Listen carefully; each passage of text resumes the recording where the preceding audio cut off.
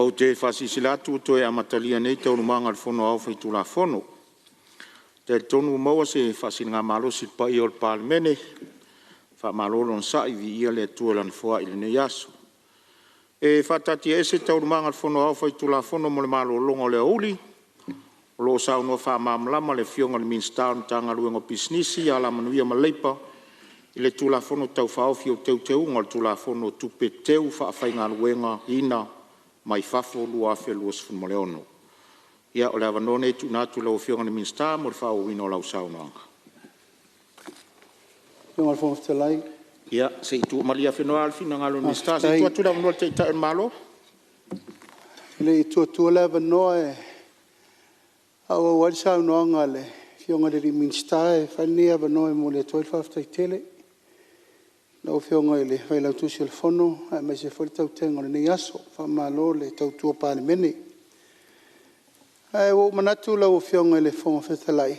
Ia, ele whaina tu ua lava se mea whaafatu uru le mawhau. E tau te le i malolo.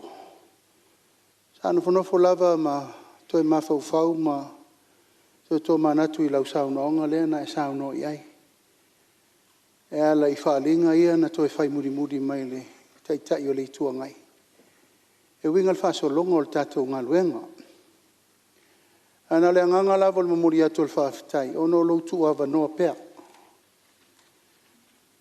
E ui lava ina toi whaali se fina ngalo ma losi, ma se fina ngalo e a ngai mai e teia I le tali le malo. Ala tātou o ia le tali o lo saa. Whai lau whai unga ave pele ava noa mo sui mamalo. Ona e tali tonu, e le I whiri ina le tai o le itua ngai o, sui o I tu malo. Aftai e tuel tūlanga lea. No vaia fo I winga le mi ngao. Ono le tātou tūlafono.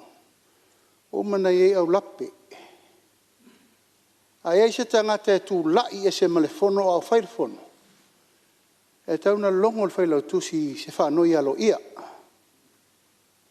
A le mai tau nei. Tu lai I whai lunga le sui o whaleta musu umai wha tu lau lava I la tauto e longo te li tuanga yo ese malmota. E nā lua lena o ie whafo. E lau mai tau temi nei sau whape a tonu e fo I mai wa suinga maria le mesa unofo ma. A le mai tau atu nei o whainga la ia. Whainga nei lau o whionga le whongsta lai pui ai. Tu manga o tātou whono langa le tauna monto tongi o tangata whapea. Hoi ala ola e whailo lato wivi malo lato mawha. Whau e whawheta tau le whaunga ngasei. Ia e whapena atu se tala. Au la valeo le moli atu le whawhtai lai tu mo e lava o lango pa pale pea. Ma ono sai. Langa o tātou whai valo whiri ma nei. E peo na whai atu. Se o lo whaanga na o lo whaanga nei. Ai wana ita ia wha lima o mātau. Ni mea nei lela tātou woa iai. Ia la kukua nge ala o la ua ngi pulo le moka. A le na whanofo. O ia wha longo iai. O la ua whionga le whongoftela. Ia le no visilia tu nei walau tu si le whonga. E le se wha noi. Ia nai nalto o whaama le whautautanga I lau whionga te tai o le mota. Whaifo o au lape o nei mea watu o whau tele. Le mea nei le mawhau whau. E me se wha soe sa inisi o teimi. Whai e mato lau. Ia o loa ngai mai pele mawhau whau lea. O nano manatu lau whionga le whongoftela I. Tauna wha leo langa le mai tau lau ia le atunu. Mai se foi mai tau lau o salmuri anga. Ia, manuel tātou whono. Alo whaftai, ai lei tua le awa noe lau whionga le Minstown. O tāno e pisnisi ala manuia malipa. Ia e tā ua fo I le vaenga o e sau noanga le whionga le li Palemene. E ei fo I vaenga o leo te iloa e leo whatino ina e sui mamalu o le tātou Palemene ui o lea. E le moa. E mole no fo le, no fo tuel sui o ainga le tai. Mai tau ina le tele o tātou Fonotaga. Langa lai tono o tātou tūla Fonotaga. Maua e tā ua le vaenga o e sau noanga le whionga le teitai o le malo. Tele au sui pēr tūtula I ane. Pia no whai atu. E le moa o le sui o ainga le tai. A le tau singa no fo le nei.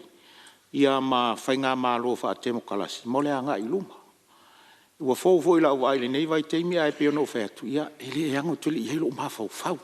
Pa wan meo le file mo le mota nei ma le tau si o le fia. Te alo nisi suina na tula ia nea o mai loa anga I fafu. A o loo iai ianga e maasani iai. E te whaailoa mai ia te au loa mana iono fo a o e tula. Te leo whai tula ifo mai ia te au leo au se tulo anga ngana leo au se tua. A o anga ia wha Palemene. Se o fo ina e toe anga I mai mea fio mai te nofo e nofo ia lo nofo. Yo anga ia wha Palemene la fo I tonu tatu la fontu ma ui o lea. Leo lea la vai mata I tu ono fo. Tūlanga I le whapea o alo il titilo au neo nufo. A o la ulea te talo I a te utou. A watu te whaia mō au. Lo whai pule. O le nufo leo lea tunu o le nufo lea o le malo o le nufo Samoa. A ui o lea. A nā o se toi wha manatu o le nufo. Langa a tātou wa ailoa wha tangata tu lo wai lo wata mali I anga o oe. Ai o tātou tō manatu. Langa o le nufo lea tō te awhifioi. O nufo o I tū malo. Ele o le sovereignty na o Palemene ma le tausinga o Palemene o me ui o lea. Ia lea ua sau no lea fionga le taitai o le malo. O le tūlanga fo na iai. E tele nisi vaenga ua manatu ia iau mo le ngai luma o tātou Fonotaga. O la iai ni suinga mo le ngai luma. Ia fo le manatu ia te au. Tele taimi tau te whelau toa iai maa ngai mani no foa. I le whaapupu o tau sau noanga. Mo le ngai luma. O la whare tātou wati. La whare wati tai mei tau saunuanga. O no tau sila fia le leilea. O hanga nā wha Palemene te mo kalasi pe o na eisi Palemene na mato wasi asi ai. Ia ase toi wha manatu o no foa, lea o saunua te itai o malo. Lea ase si fono sili atu fono usu nea Samoa. Na ase wha manatu, pe ana o whai atu teimi, telo teimi, lea le uru to ina to whai au tau. Lo o tapu ai mai au tau I tō malo. O tau o lupe na wha ia mai le fui fui. A tātou wanga I mai leo tūlonga ngana, ai wha tama se ai. Ia, nana soso atu wha pena, tati atu ia o tauri tō wha. Ia, o se whautuanga lea no fōa pe fō no wa sauno i tai o na malo. Wa mawai fō I mani wha manatu ale, ale no fōa nei vaenga o leo uri. La tu atu lea wanoa leo fionga ni minstai au tu la fono, wha wau lau saunoanga. Ia, tai lau fionga le, o tai mo la wanoa. Nā te koe uma tui whaumu, sau i alo foile, tari ngā sua pai at Palemene, e tu lau le aso, pa popo raftai le, pere Palemea le, pere whiong rong tarai man, pere au tusi man, pai alo fisar fono, ia mo le hasinga malosi, e tu lau le aso. Por whaipu su wha, por whaipu leo tu la fono au tu, mo solinga tu la fono, mo wha salanga. O wha poina o whaipu wha a, i le mai ai o le whaipu su wha, o le tula fono au tu. E ai ai le mawhai, o na wha sala ai o soi o komiti, wha tonu. Wha pēla tau e o na ina sea, pēa whai e wha maondia se solinga tula fono, a se company. O whaipu su mariba tula fono au tu, o le matai tuina po le monitoring. O pisinisi mai fafo o lesi talaina. Matu ina atu wai tusi whamaunia. O nisi o teu ngā lefo I upu, e au fiaile mawhai e mtanga luenga, na mata tuina I lalo o malosi anga o whai upu suiva, tangata o loma saurumbia e lo fisa sili, o lo fatinoina pisinisi, e au noma si tusi whamaunia, po ngai o inga, o lo soli aire tula fono au tu. O se foi teu teunga, o na mawhai o na tarasanga, I soas whamasino, whamasinonga, whai tumalo, ma le whamasinonga sili a Samoa, mo se pola inga, search warrant, e whatino ai sai I ringa o whamamaunga manaumia, I lalo whai psuiva o le tūra whono au tū. Whai pulua sifulu, ma whai pulua tasi, o le ne tūra whono tau whaofi. Whapopo ai, nia ia inga fau. E mawhai anu tanga ruenga o no whao ngā, ma wha soa whamatalanga, ma paanga mai whafo. Whapena fo I le wā anu tanga ruenga, ma le pulenga tupe wha wao malo o Samoa, ma isi ofisa anu malo, mo wha mwenga o le netula whono tau whaofi. Nau whionga whamatelai ma le malu Palemene, o whai putitele ia.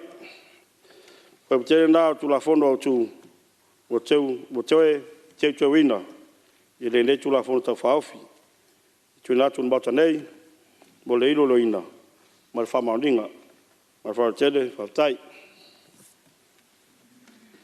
Whamalo whaftai lau whionga ni minsta, ala manuia maleipa mo le saunoaga faamalamalama saga faamanino ai tutaua mai tuaoga ese o le tulafono taufaofi ia i le manatu ia ua maua foʻi se maninoga o le paia o le palemene e mai se ai foʻi sa sausi i le faafofoga asuiga malu i le folasaga manino a le ofisili o pulega o le tagaluega o pisinisi ala manuia maleipa i le asogafua o le tatou pre-sittings malo saunoa i le aufioga le minista ia o le avanoa nei laalafo atu le maota mo ni sui e fia saunoa e tusa o le tatou tulafono taufaofi ma lou agaga faaloalo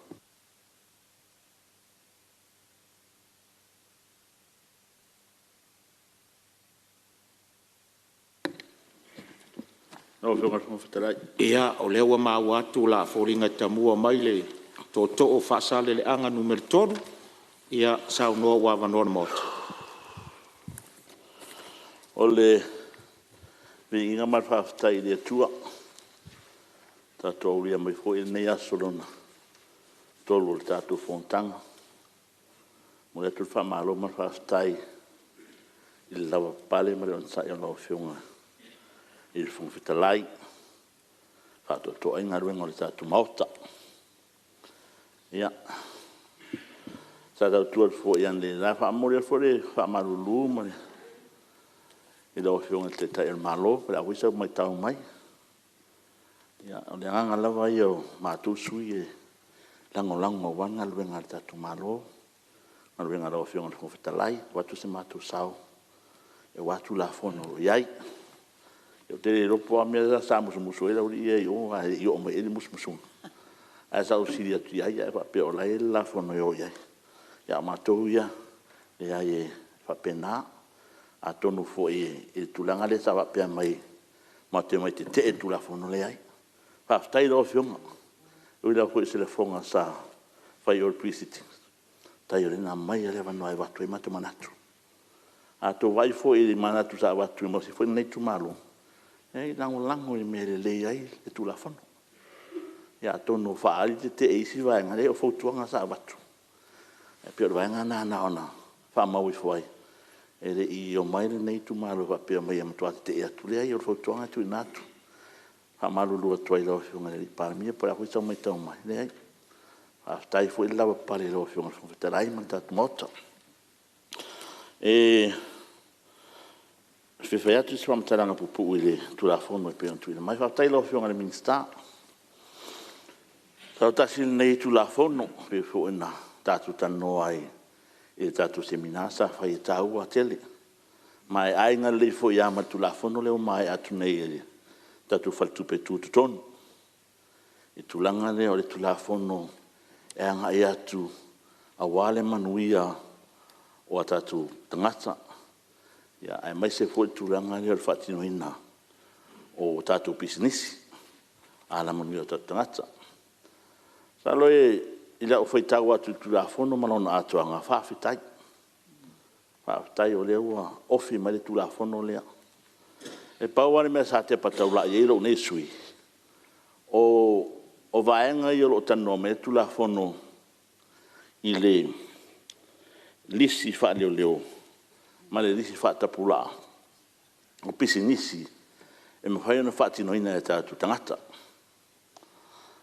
Whaftai o loo tatala le awa noa e ofi mai ai tangata mai whafo. E whaatino la tau pisinisi tono le atinu. Pe fuan sa no manino le fionga le pare mia le ai e mana o mia tatou investors. E o mai tonu. Hapena ana whaatino la tau atinae. Mo mua e atinae e tatou malolona lua mo e ngalu e ngā tangata nei o tatou tangata. Ia tonu fo e whaititi aire e tūlanga rea o le awatuina o tātou tangata whawhainga luenga i atunu mamau. Sa i ringa o manu ia ainga. So ia ulai lo nei sui te langolangoinga tele tūlanga rea i le ofi mai o pisinisi tele. Pisinisi la popoa pi o na tano mai le malo. A o le mta upu lea i lisi wha leo. E leo se mta upu fōura o whiunga i le. Kong whitalai.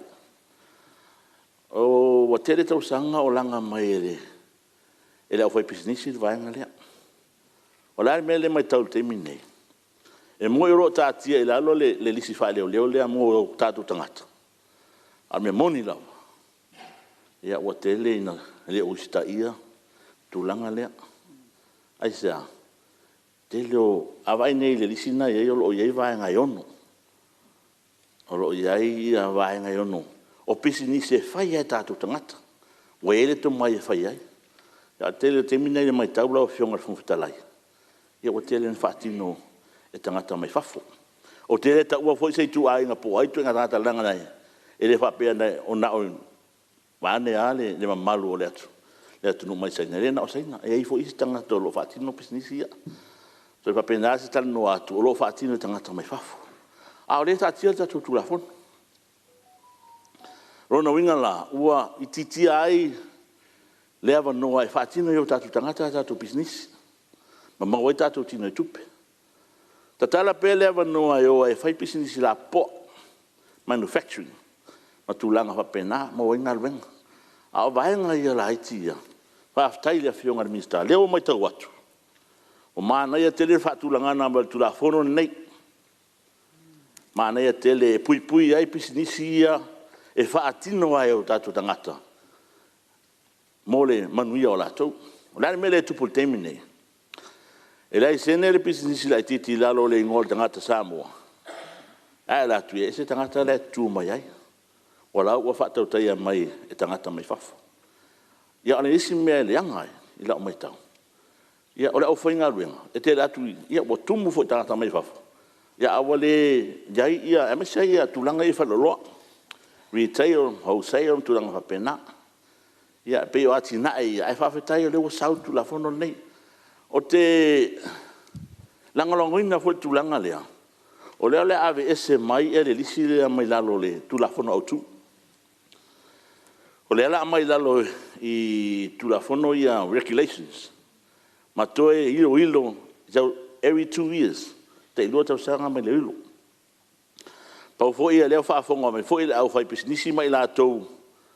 Le malo le tatu atunu. Ia, o lea eva noa mea siri o lea la wha ngā solo tanu anga tu la fono nei. Wala uia mai tau. E le ngata I le ono lea. Ai ta tau na tere nisi pisi nisi o lo whaatino e tau tangata. E ta tau na wha ofi mai tono lisi lea. Ia ta ofi e ia pisi nisi e whai e tatou. Tau na siri atu. E le ngata le ono lea. E mea nai ta wai fo ili whaatano no au whai pisi nisi ia male malo lea tunu. Ia mai mai tonu ia business ia la ranga ale ta fia temine. Ia o te manu ia va no ai fai business ta tu tangata. E ai le famtalanga le sa fai da sole wa le lo ia le ta tu vaenga le ofi mai ai au fai business da lo sit sen. Ole te talo lo fi un minister wa le sa tu la fonona ole citizenship. E molo le sene fai business ai. A sau wale le tangata fai business investor e invest tono business la poa. Make sure e fa wa na. Wale tangata sau e amata mai mea la poa. Ai molo sit sen. Ia oso mai loa nga vai la lole. O le reserve list le lo fa le leo. Mo le nga iluma wale ai le yatu le o ti ai ta tu la fo mai vanga ia. Wale na manino sa nga fo il fa no longo o ti la for sanga. O vaenga o mai a loo anga ai fufuanga tatu malo. E whaftai tele ai le tūlanga o iai le vaenga lea. O rea sa mau le saunuanga le minsta tupe mau. Pe ono se lau mo le tupu pisinisi ia e wanga va ai le Tims. Whaftai wa lea wa umar fola sia le tatu pakeki. Oro iai le surplus mo le tupe termina o mia se lau suma 5 miliona. Le nga foi le le telo business e ofi mai Samoa. A o le folo sanga foi o lo iai ale fionga minister. E mo ia to tele la to e nga vai le vai nga le Tims. E to lai ti la to lo restala. Ia o te tau sanga le fionga minister. O a mo business fo ia le ofi mai la to la fono le. If they are supposed to be Tims e nga vai la lo tatu vanga le. Ia pe la na anga ia le ngalwenga malo make sure ia fa pena na haula to la fonga le stala la lo tatu Tims Whaftai o lea langolango furi vaanga lea o lea awareness. Io e lea waro ieri vaanga tula whono e whaalau I loa ai. Io ga sui whaftalai se awa noa wha mole mole. Ia. Ma lere sui o lo sau noa lo whau I la vea minsta o tupe maua tu atu lewa noa lo whionga minsta. E whamalo sui mamalu. E le sea nganga e whalavlawe le saunanga matango fi e le sui mamalu. Pa ua lea tasi mea nai misi me team. I nei manino ai. O le teams. E ono se lau ono se fulu lai le stalai. Anal se lau fa se fulu montu. O lo comply. O mea lana tau ai manino lei. Danga se lau fa se fulu lai comply o winga. O le si fa se lau montu. O la tau su e pula mo le comply ma fua mai. O invoices ma whainga lako accreditation lato system. I lo comply ma le tula fondo. Whaftai mo la mnoa whaftai. Ma lo whaftai. Ia tu atu lewa noa e whawau sau noanga. Whasale langa tonu. Ia whaftai tele ro whionga minsta. Mam namar vaanga le sa o leia. O le winga la o le manato nei tu malo. E se lau mo tupu nai le stala. Ai ono se lau e tau na whaila tu teams. Rana winga ia o le taro na. Pepe pe fa pe le stala umar vaanga le o whionga smuftalai. Rana winga le atota usanga e molta tu se lau su family ona le tu tuli a wa fa atu tu budget. Fa stai fo malo le wa tu budget. Tasi piliona ma le lua ta 1.2 1.1 le way el timi nei.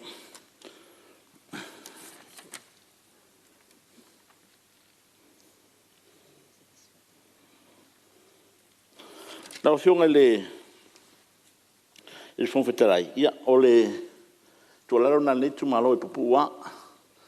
After tele mo le noa mo tu na mai.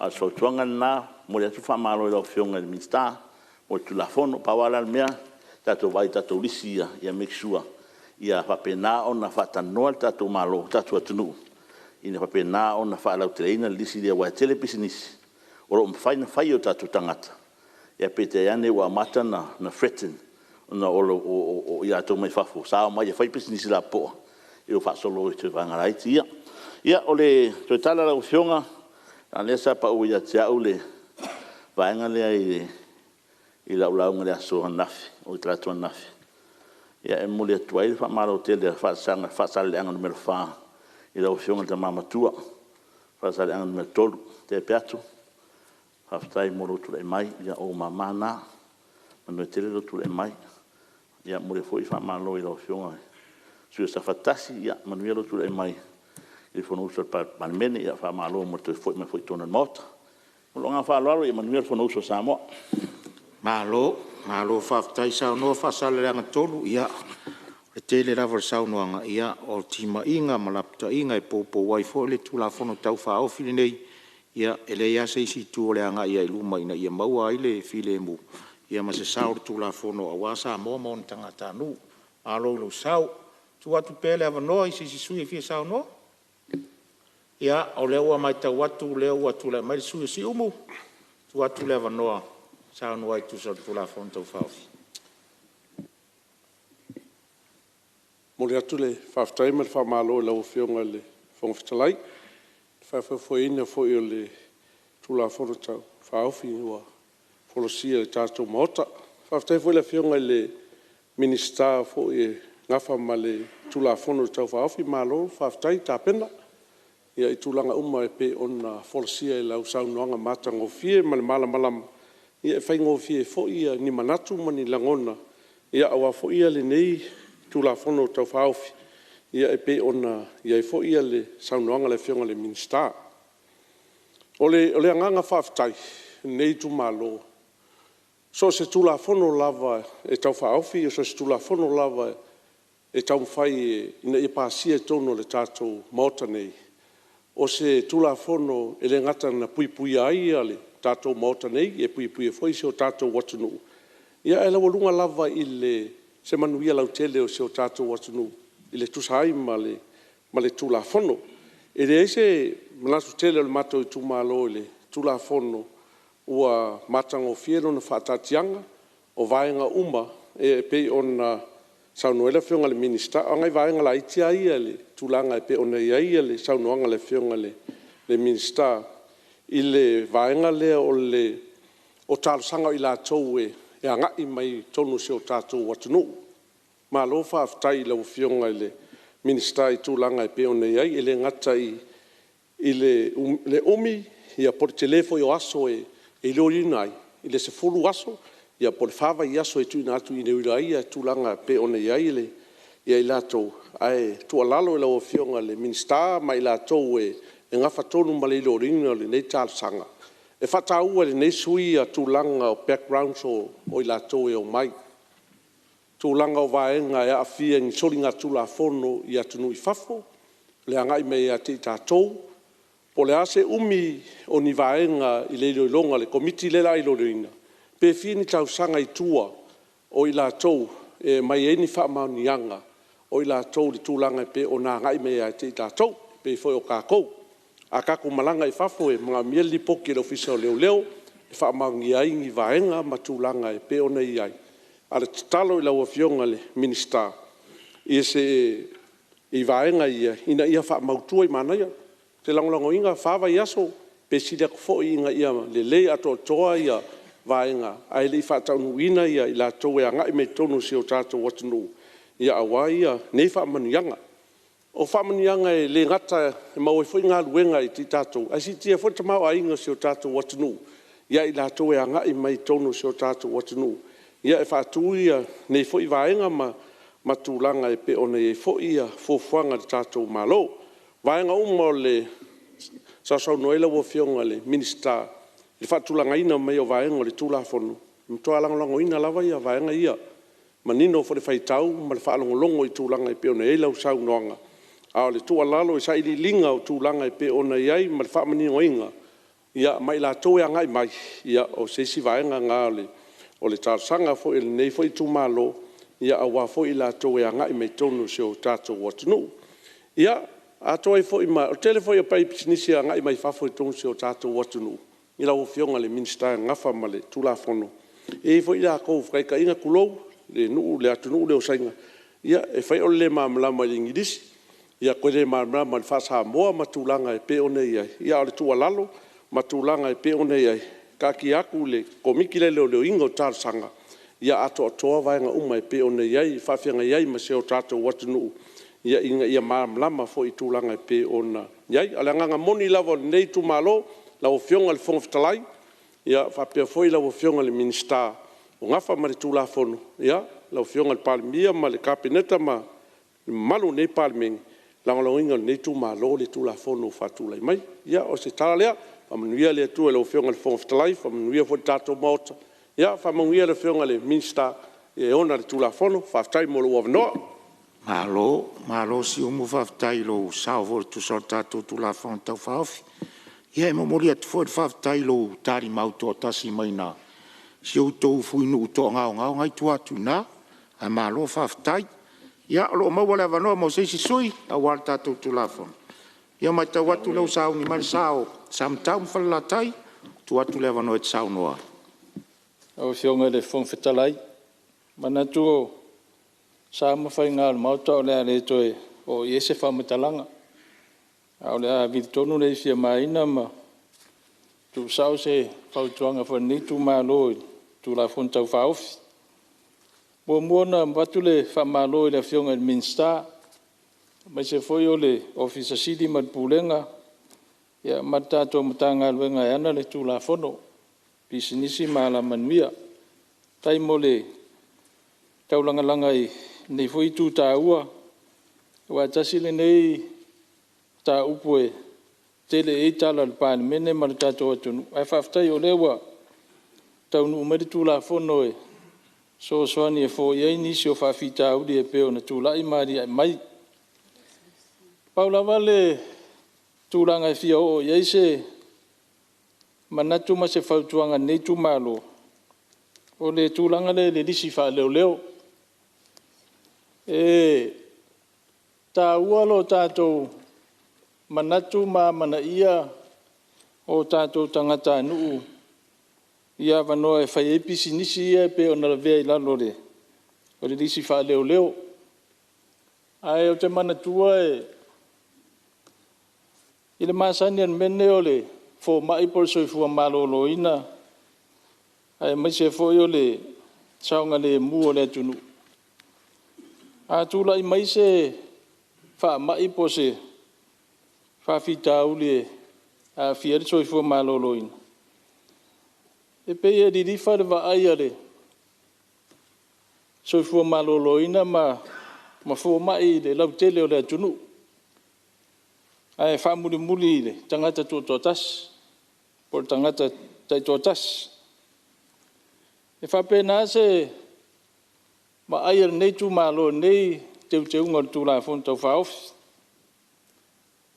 E moi e tā ua lo tātou lango ma mana ia o tātou tangata tai totasi ia wanoe whai e pisinisi. Ai a sila lawa fionga ma nei mauta ere.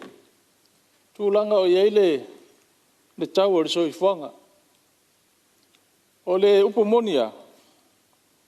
Ana le aina i tangata ia e mai whafo le whaia pisinisi tonu a fionga. Ele o maua se wha maa venga le tau o loa ma le tau o le soi whanga. Paua leo le itu o leo te popole ai. Ai mai ua pe ana mawhai o na sila le malo. I se whainga e mawhai o na ngā rurue whaatasi o tātou tangata. Ma tangata ia o mai whafu. Hāti ae pisinisi la iti nei na ia. Maua o tātou tangata le manuia. Awa o le mea le o le tau la i ele vai. So se tūla fono e tūla i mai. O le ale a fianga o nei o tātou tangata lau tele. Pe fio na watu eise manatu tūla fono un se mawai atu nei. A pena foi le wawa aia nei tū malo nei tūla fono tā ua. Tā ua le vai o tātou awa noa wha pisinisi. Ai au fio na sila le malo. O le ani a wala e mawhai au na tu i titia, ia mamaua o tātou tangata. Wha manu ianga e pe o na iere tau o soi fuanga. O nisi o taimi e, a tono o le mao popo tu la fono a nisi a fioanga. La tau te le whaatanga ina i se tangata mai fafo e. Whai se whale o loa i to tono o le nuu mare a fioanga. Ia mana e foi le a whainga. Au nisi foi o whawhioanga. O lo lato whaatanga a iei mai inga. E te tau ona whaise montanga le. Tangata whai pisi nisi tono le nuu mare a whioanga. Ia whaise ona sao. I le hati na eina o le nuu mare a whioanga. Awa e tasi lea wala o lea mai tauina. E ese le tau o loa tātou tangata. Ia matau o loa tangata nei mai whafu. Awa e le eni mea whale nuu. Le ese tau tua le lotu ma le ka le si o whaia. Ia e pe o le isi le mafuanga o le e tau ngata ai o loa nei o tātou tangata o lo tau ati ai. Ia o le si foi lea lui o lo ave pe ia fio anga ma la alfanga. Ia o le baba ai ni au wala e mawhai ai. O na maua e nei o tātou tangata le manuia. Ia mawhaa tui titi ai le tau o le soifuanga. Pena le paule o se vaenga o lea e baba ai e nei tu malo. Ai lango ina nei tu malo le lau tele o le tu la fono. Ai pe o se motu ngā awhana e tu atu i lau o fionga i le minsta. Ia whapea foi le mta ngā ruenga ma le fionga i pānia. Ia ma le tātou whainga malo. Ina ia sila to i nei vaenga ia. Ia pe o le se whautuanga pupu le tu sa man nei tu la fono. Ai manu ia tele le fono uso le tunu. Whaftai. Malo whaftai sa noa ngal sui sam taun whalatai. A noa fōi fina ngalo lea. La whaatun malo ia meisari minsta e on ngal tu la fono. Whaftai. Tu atu pele ava noa le mauta mo si sui fina sa noa. Ia, o tu la imai sui o whale alupo. Ia, sa noa ia uo ulo ava noa le nei. Manu ia lau sa noanga. Ai tele mo le ava noa e lau fionga le ponga wheta lai. Whaftai mo le ola sanga malam foi. Lau fionga le minsta. Pamalia tu whaatuloa tu le mota. Whaftai le ola sanga mo le nei, lau fionga le minsta whaatau tu la fono nei. Tasi lea tanga luenga le malo, te mai tauina lava. e le oa le au nanga. E le telefon whamsalanga e maua mai ai. Ai awa ai tiutu an tanga luengane. E se le tā ua i le tauatina e ina. Le tala o le tupe maua a le mālo. E a fua mai I. A fo I a le tuina mai se lai sene. E whai aini ati na e mai se la to e malanga e o mai mai wha. Le ntangata anu. E le mwhai ona whaawa wina ni pisinisi nei. Tā ua ia lao le sao mtanga luenga lea. O la tō fo I la tō te mata I tu wina. Nisi e fia o mai whai ni ati na. O la tō fo I restaurina company. Ma wha la potpotonga. Po le alawa ni tu inga societe. Po alawa ni wha la potpotonga tuto tasi. Pe wha potpotonga le malo. Mai tau le lei lava I la tō. Wha tō atu ina mai se lai sene. Lea lai eilem le tu la fono tā ua lea nei. O I luma mea nei. Se bato e ani motu ngā awha nei su ngā fono. Whaftai e lava. Me mo mua e le la I titi tā ua o I la tau e o mai whaini pisinisi nei Samoa. Mātou nuu. Tolu lei a whale o loa waiai. O loo wha e ana ina e tangata nuu mai saina tu lo le ta ufola tu nuu. Ia ne whai atu fo ni whamtalanga wa pia e le o le leile whainga o pisinisi ne. Wa pia wai la ia e whai tu au le ai. O le fia I o le mātou nuu. O na o mo uma me mo e nei upolu. Mo uma la vai whai loa nei e tolu I o lo iai whale aluko. E whai e fo I moava noa. O na o te loa. E le I o atu I oa. Ana mawal foreign investment certificate. Te loa uma wha mautu mai e le polisile o mtanga ruenga. Wha maa loa toi fo. Le maa ua le 11 amatalia le polisile o mtanga ruenga lea. O whionga le minister. Amata mai sa o tu alalo le whai upo e full tolu. Nai ai le set uping o le investigating report,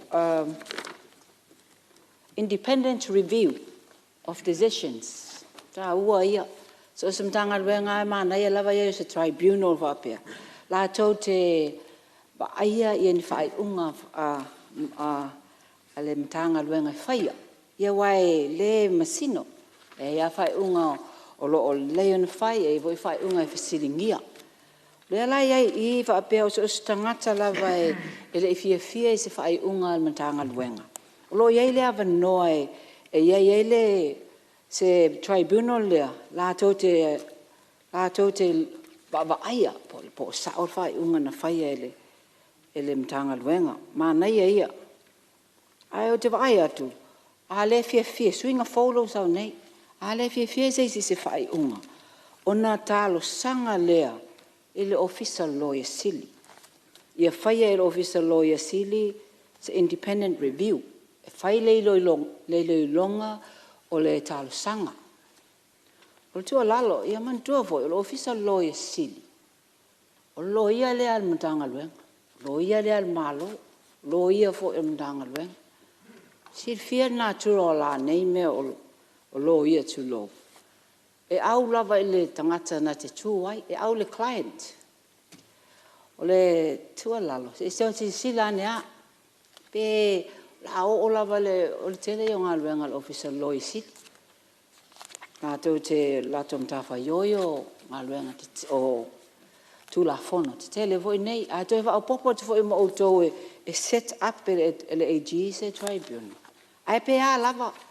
E le official le ntanga luenga ombudsman. Mwhai wha no iei se mwhai an wha au lulu iai. Ne I tu le official lawyer sili. Ia le te le lava no mwhai wha tu isistanga te e matua I tuto. Tasi lava. Ia la tu atu na. Pala se sila ne iai. O le Attorney General o la ngana e mulmuli atu iai. Se vai le Attorney General po sao ngā luenga tribunal. Mwhai lana iso la tu sao. O le anga whai upo e se full wha nai e le whaasalanga nā e stangata e le usta ia tu unga o tu la fono nei. Mana ia 5 se lau penalty units. 5 se lau penalty units e equivalent le 5 fulu wafeta la. Wafetai. Mana ia tonu ale nā.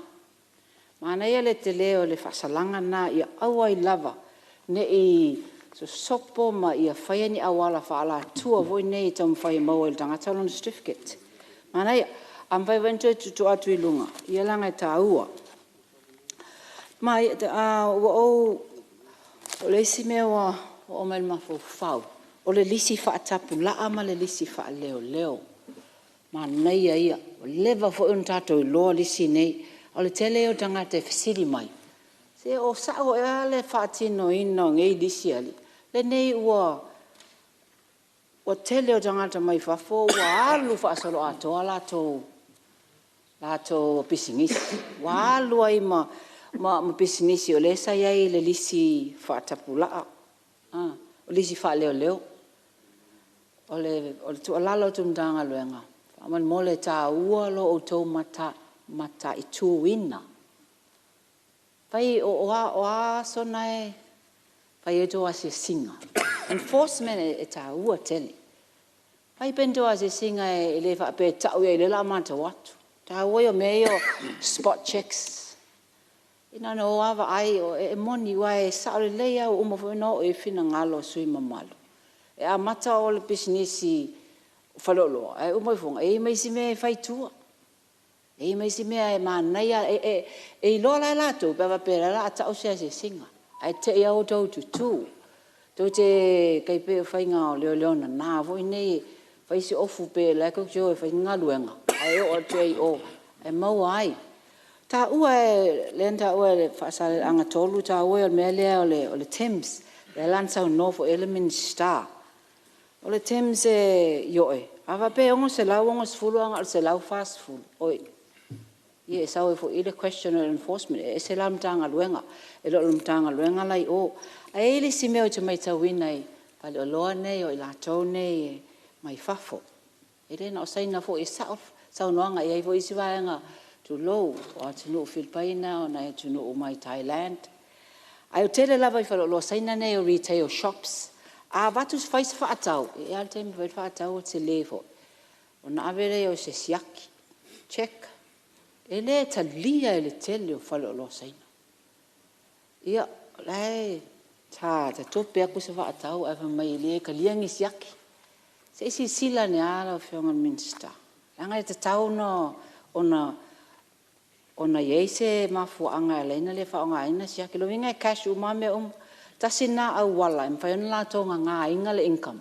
Le lava ele tax se ele false declaration of tax reports, ia. Se isi sila ni ai, o whatunuina. Ai pauna, ia ole inconvenient ia ngoe ku ule vatu whaafekaia, to e whaafo ile leia, whaatau au tālus whaloa, fo inge e kalia I se siaki.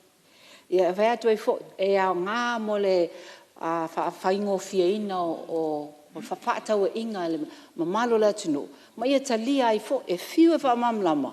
Te ia ole I loa whaasa mole, le au fai business sainga nge a ngango fo fa mai no English no Samoan back okay I'll go and learn Chinese and come back yeah fa to I fo be fa pena I so swani le malu la no io ole me ole na to tula ole nei sui ta ua tele le nei tu la fono pe fa no fa tu ta ua tele tu mtanga luenga lea al enforcement.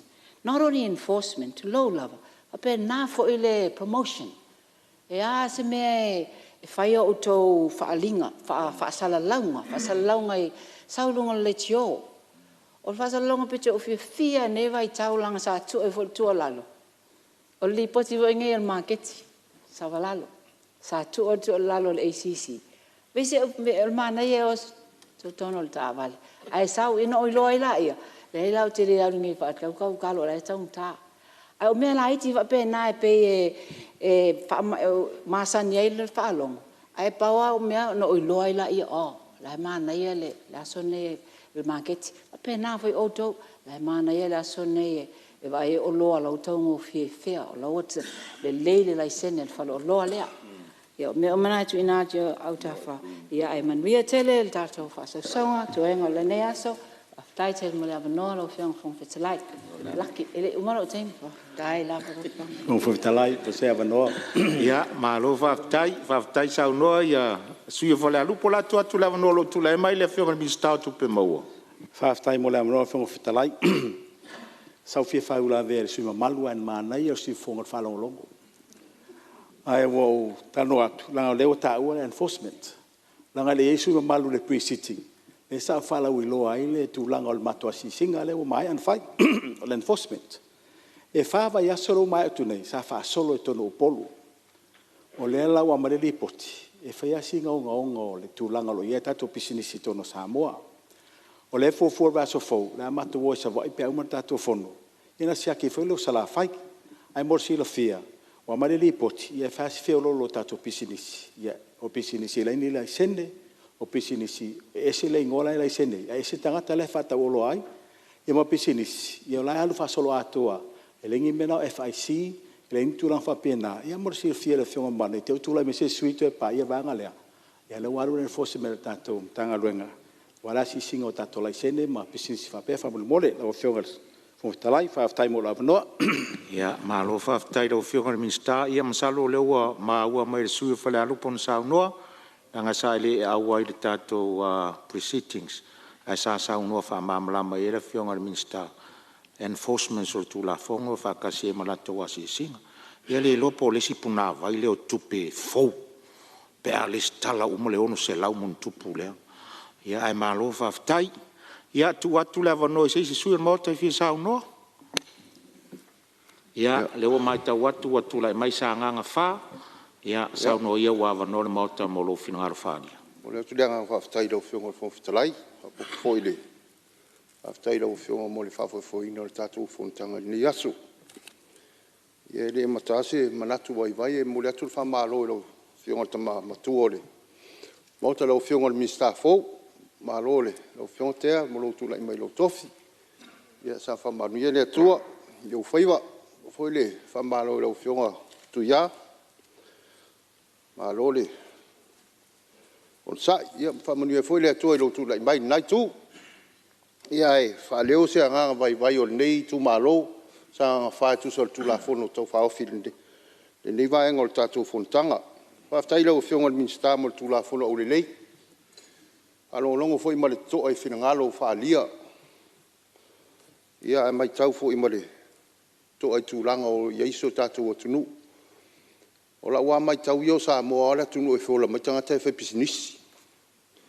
Ele se fa fita u le fa ngol business. Al tulanga fe le fa tinu ngol business. O le tupe fa il business. Pio nei vai ngai le titulu fa fita tu la fono le o fa longo atu. E mo wala va noe. Na yo tatu tangata o tau fai business a lo ye fefe ono le yo se tupe fai business a le tulanga felele i business ye ta o le tele business ke le competition e tu na ye le tau lo e nga mo tatu tangata le nga fatia le tama ai nga foi mal tele tau so i fonga wai ye alu i lalo e fai tele tau vanga e fai ona tu na ye tau lo pe a tele business. Ia tau sanga tu foi lo fionga al minister malo ova. Ia tilo foi toi nga business foi e ofi mai tonu o le fai tatu tangata Samoa tau val tu langa fa business. Ona o le tu langa o tamau ainga. Ia wai tau tala o lava mal fa alo. Tele na yo tatu business foi e fale o lo i tua sa fai kai. Fale o lo foi e au ta fola wala.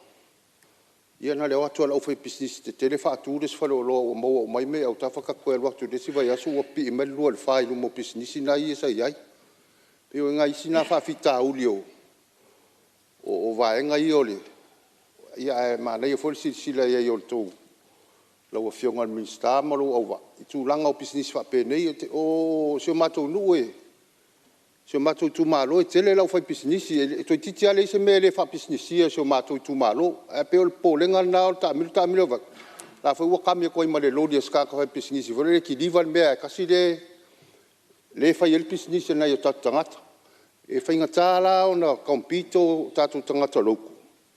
E toi ngā pisinisi whapea o na tūlanga o le te mawa inga, o i lātou ie o mai fafa. Ia peo na i vaenga ia sio mātou ngona ie o mea e ati na e nei o tātou ainga, e sila nei ta whaala o tātou atunu o. Ia e ke ruaku ka mai whalolo ngā amaka o whakau el ka amu, ke la kulisa so kua i mali pepa susu. Ia, kua i mali aisa, whare le ice pop. Ai a whai whono alu. E whai kum ka upara whai lau kusi e sau ai malisio ka mai pisingisi ngā whai mai lala avel pisingisi le mōria o ngai le ilai senea. Ia o pisingisi la iti whapena o isi nā whawhita ulio le whai ngai manu i tua. Ia ono mea na e ngofo whawa le kōgia lo lai kārafu i o whai mai la ave lumanu. Pisingisi le se lai senge o lai senge mai ilom tangarwe. Ia peo nei vaenga ia mātunga lunga fo i o sio mātou o le whewhewhe o whai pisinisi la iti de. O le mātou pitonu e whaasao na whaatu e pisinisi e se leo sangata nu. Tu lau a tau tala mal whaalalo il tau unga o tātou uso saina e whaasaan kampani sainga o na whaaku. O no latu ngalunga leo mātou tangata o le mātou nu. I o tūlanga wholele tū lor pisinisi e sainga o uma e tangata e whaatau a wae maua o mai mea e le maua tamai pisinisi la iti. Ia pau ia nei vai vainga o sio mātou nu o sio mātou tūmalo. Tua tu lau o whionga minsta. Ia matau tua nāmo pisinisi whee tupenono. Awane i wha o fia mai tono tātou atunu ulanga e. E le leina to ngā pisinisi pa walawa tātou pēng se iei nei. Whai tātou pisinisi. Awala whawe a maia pisinisi nā wai o mai e malawari. Ina whai tātou pisinisi nā. Ia pauleo sa mātou. Tau le mau lau whionga le li minsta le tūlafonu. Awa matango fie me uma mauna whatulanganga. Ia tālo sie. Manuia fa moe moe a wafoile. O latu mo tu la fono tau faofi. Ia, Paulo se vai vainga se o mātou tu malora o whionga le. Fongfitalai, ia manuia tele le. Pono le atu mal whaaloalo. Malo whawhitai sui o sa ranga wha. Ia o mai tau atu le i o le upenga o lo fina. Malo whaaloalo. Ia se tu atu la mano le teitai malo le tole mai. Mai tau leo a tasi lua tolu wha. Ia tu alalo matango fiele o mai tato tangaluenga. Mai le ano moni ale na o tato tu la fono. Aisa, leo tato va i mewa tup. Au no voile sui o whala taim sa matau ana le la. Ana leo mai tanga ta saina ne, ele tau ngō fiele tau o loa. Upsa o ana. Ale mewa tupu. O tātou reserve list, e sā tangata mai whawho na whaia i whaloloa, na o seo. Ala le vai le tunu uri temiri nei. O seo lātua, o tau awe tangata mai whawho. A o le tātou tū la whono, e le mawhai. O le whature na o le teu teunga lewa mai. Whaafewhea, o na operate la whaloloa nei, supermarketi nei leo wa sao no fale lupo sao no voi fale la time sam tau pa pena fo isi tu fa fela na operate o ina tonu ale fatul tu la fono le mai ele te tau na tatu tu vale tu limal mele esel tangata i lalo le ngore la iseni esel tangata le operator ale fatul na le tau fai fo tu nei yo sata talo sanga tu fo tatu pre-city a mai lau tautu alalo mena reserve list, o a me tau tātou tawhia. E lewa tā maua mai le si pisinisi le sao no, e le sui o sa nganga wha. A wana i tāla me tau loan manaia, e la note. A wana i sau se si whaina whaise whale maliu, tau na note. Hai sea, o me e tau tātou, a wana e istanga te sau, whai tātou whatu, angon whai ngā whaiva, e tau poloka. Au le fature nao le sa tau mo fai atu. Au mai lau tau tua lalo. Po api sinisi na tau te sila fia. E le tau na fai. E le sa noa le sui whala la taim sa tau.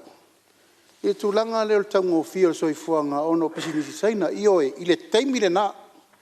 Taimile na. Te tuai lor taimile nei.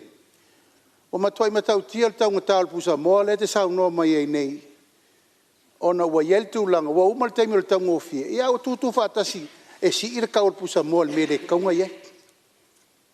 Le la to te watu nel tato tu la fono el price control board. Awa foi pauna tu la fono e fa senga tu el malo.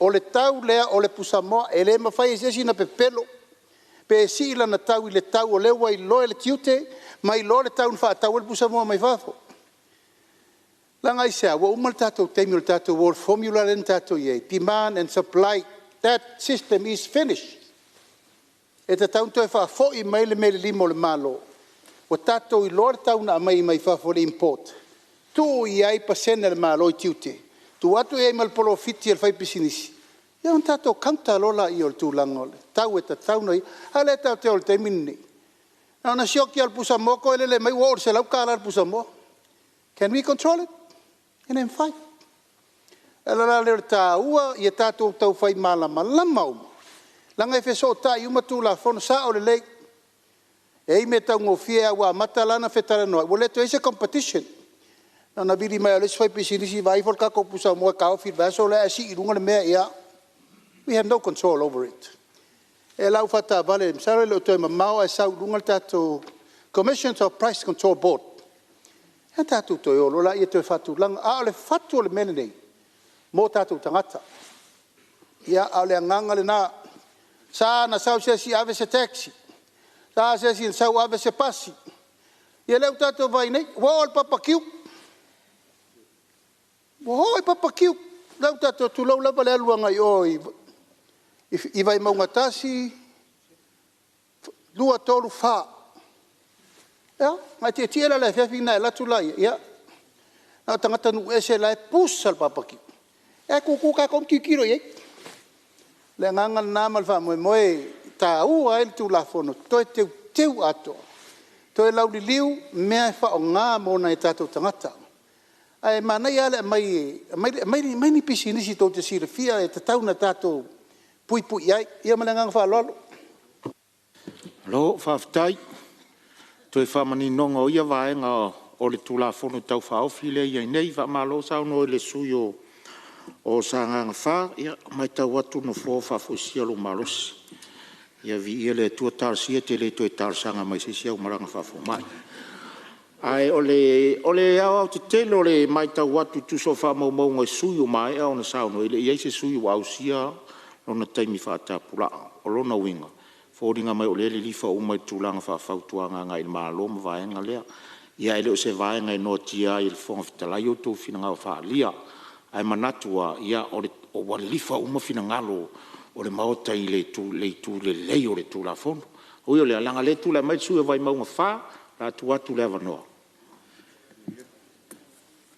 Whafteitire lau whionga whonga whtalai. Mo le awanoa nei tu malo. Ia, mo le whuirenga whaftai lau whionga le whatautai ina o le Fonotaga al Palemene. Me se nei aso wha o ngase lau whionga me se whoile. Whionga le taitai al malo mo le malo kapineta. Ia, me se le malo o sui sfono. Ia, e le umi foi se sao nei tu malo.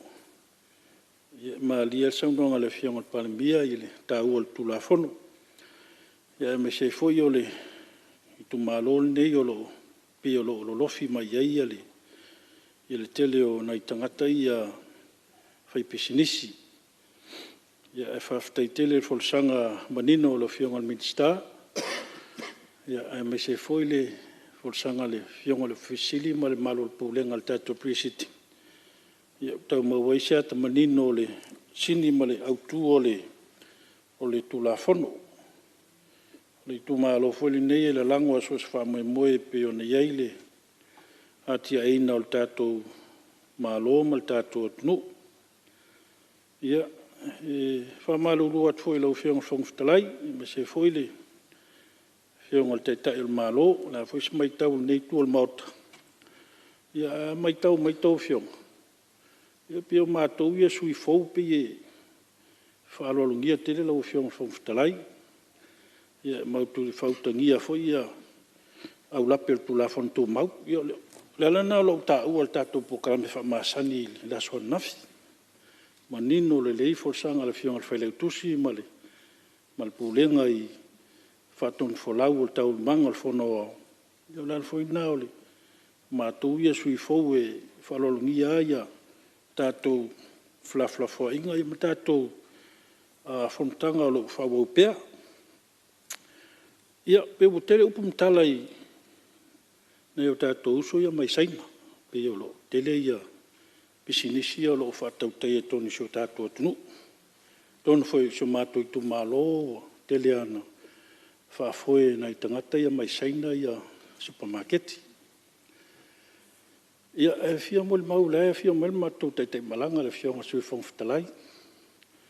Ia le tā ua foi o le tātou usunga whono le ana whaafoe mai saina. Se le ma eu o le atia e foi o le atunu. Ia nā foi o le tau whailo le tūlanga foi le atia e wei le nei mālo mana nā tinai. Ai pe o lesi province le sa mato ia Yunnan. Pe o i le province le tele mafuli ai me tau agriculture, ecological farming, mo le organic farming. Ai ma eu foi le olonga osi o lo i tonu le province le. A silsila foi mo le maulu e fionga tai malanga foi ma le sui fasale anga sa mato malanga. Le local produce, lettuce ma tomatoes, ma eule. Ia, sa fatal noa foi la i nai faipule ia, mai nā foi tu malo. Ia, ono ele o yeise tātou trade agreement, ele o yeisa mo i lalo. Ia, pe o le anganga foi nasa iai. Ia, pe re mosea mano e mawhai eo na au mai ia. Ia o loa i o whaeleleanga mai saina. O leo tātou mautino, o le tau le letas leo e ne mai New Zealand. Soli, o le stangtau. Le ngata lau le letas, o le tomato, wa o wartangta. Ia, ai le mwhailan whaatu salia mana iau tātou tangata whaifatoang. O le nganga le tau muli atu lau fionga, e bese foi le fionga le mitsta. Ia, pele eise, se avanoa e mawhai ai o na maua me tato uloa ia. Pio le tele uloa ia mai saina pio uloa ia o ta tele i whale uloa ma supermarketi. Uloa ia tau whatoanga. Ta atia pe i tawhitafunga lau fionga minsta. Ma se fwele taitai il malo. Ia, no to e foi mele se tala i foreign investors here mai. Ia pele mfai foi na silam tanga luenga foi na le fatulanga se quota. Fai e ona tau control laile tato tangata i tarsanga mai tangata fai pisinsia mai fafo. Awane i tu tala loa le mafuli tele le sila i e pise tapula a foi i o tangata e mawhaina tausanga. Mai le tausanga, ia e monisa unuanga mawhina ngalo foi isto to. Ia o leua o take over e investors ia mai Asia ia tātou business. Ia tātia tu lau fionga minsta, ia malumtanga luenga. No leo sau no le fionga teitai malo fautuanga foi avatu monisio. Tu inga pisinisi na i lalo le reserve list. Ia pia le sau whaalia le tātou pre-setting. Ono le tūlanga whai o pisinisi te tele. Ia ta ilo ai wa tele o tātou ngaruenga ia sa whan mai tātou taunas. E foi la conditions e mawhaiona ngā waa ia konkarate apalai ai. E pe whaapitos whamtalanga i konkarate ia whai awala.